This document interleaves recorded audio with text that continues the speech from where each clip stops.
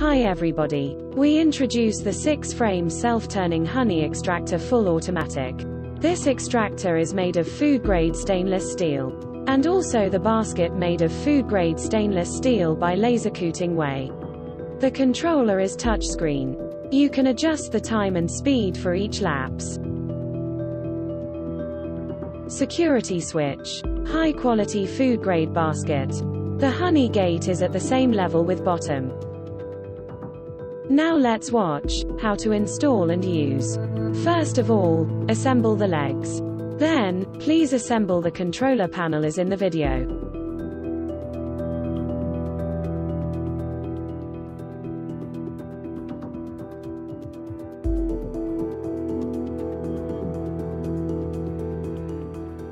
Please active the 1 and 2 laps. Then, enter values for first and second lap speed and time.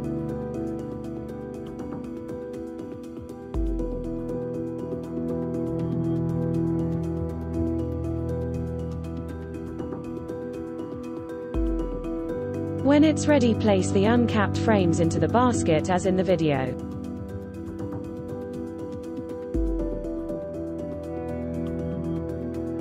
Close the cover and click Start.